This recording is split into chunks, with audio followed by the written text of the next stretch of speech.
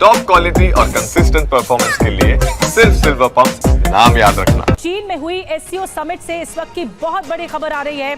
बड़ी खबर यह है कि भारत के कड़े रुख के बाद एससीओ समिट का साझा घोषणा पत्र जारी नहीं हो सका, क्योंकि समिट में रक्षा मंत्री राजनाथ सिंह ने एक बड़ी पहल की और बड़ा कदम उठाया। एससीओ घोषणा पत्र पर दस्तखत करने से पहले इंकार किया गया और एससीओ के साझा घोषणा पत्र में 22 अप्रैल 2025 को दरअसल जो पहलगाम में अटैक हुआ था, आतंकी अटैक, इसका जिक्र नहीं था। उल्टे पहलगाम की बजाय इसमें बलूचिस्तान का जिक्र था। भारत ने घोषणा पत्र में इस बात का कड़ा विरोध जताया है। भारत का यह मानना है कि घोषणा पत्र में भारत के आतंक के मुद्दे को कमजोर करने की कोशिश की गई थी। इस वजह से रक्षा मंत्री ने साझा घोषणा पत्र पर साइन ही नहीं किया।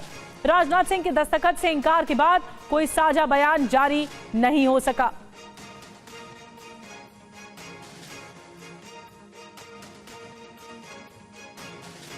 और एससीओ समिट में चीन पाकिस्तान की साजिश को भी नाकाम कर दिया गया है। जारी नहीं हो सका घोषणा पत्र। आपको बताते हैं सिलसिलेवार तरीके से हुआ क्या। एससीओ घोषणा पत्र पर राजनाथ सिंह ने रक्षा मंत्री का हस्ताक्षर, उनके सिग्नेचर नहीं होने पर राजनाथ सिंह ने संयुक्त घोषणा पत्र पर सिग्नेचर जब नहीं किया तो आतंक पर भारत की चिंताओं को शामिल नहीं किया गया।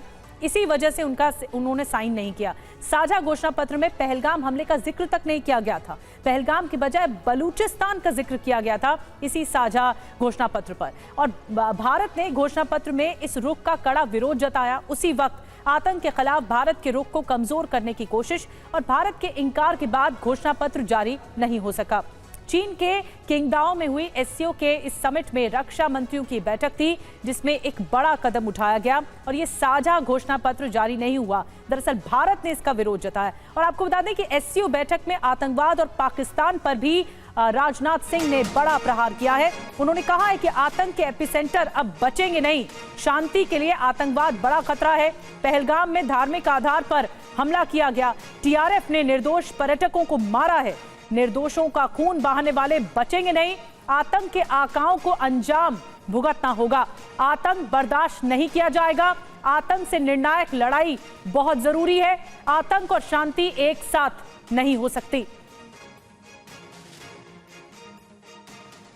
On 22nd April 2025, the terror group, the Resistance Front, carried out a dastardly and a heinous attack on the innocent tourists in Pahalgam, in the Indian state of the Jammu and Kashmir. 26 innocent civilians, including a Nepali national, were killed. Victims were shot after they were profiled based on the religious identity. The Resistance Front, which is a proxy of UN-designated terror group Lashkar-e-Toiba, claimed responsibility for the attack. The pattern of the Pahalgam terror attack matches with LET's previous terror attacks in India. In exercising its right to defend against terrorism and preempt as well as deter further cross-border terrorist attacks, India on 7th May 2025 successfully launched Operation Sindoor to dismantle cross-border terrorist infrastructure. और आमोद राय हमारे political editor इस वक्त और ज्यादा जानकारी के साथ हमें ज्वाइन कर चुके हैं। आमोद, ये बहुत बड़ा संदेश है न सिर्फ पाकिस्तान को बल्कि चीन को भी, क्योंकि पाकिस्तान के रक्षा मंत्री भी वहां थे, चीन के रक्षा मंत्री भी थे और दो टूक लहजों में रक्षा मंत्री राजनाथ सिंह ने यह कह दिया कि डबल स्टैंडर्ड वाले देशों की आलोचना होनी चाहिए, आतंक को लेकर जवाब दिया जाना चाहिए।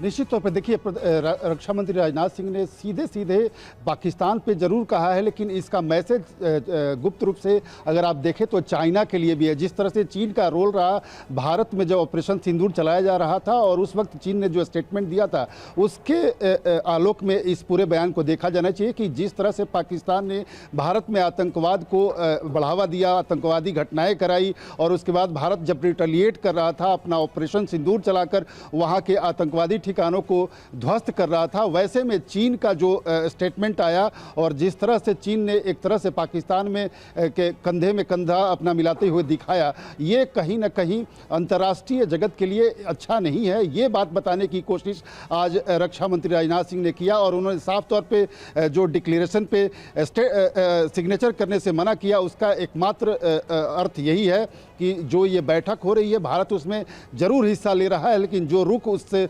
में शामिल देशों का है उसको लेकर भारत संतुष्ट नहीं है और चीन को भी अपनी नीतियों में बदलाव करना होगा अगर भारत के साथ बराबर सहयोग चाहता है। और वैश्विक शांति के लिए इस तरह की बैठकें जो होती हैं उसमें एक तरफा कोई काम नहीं हो सकता।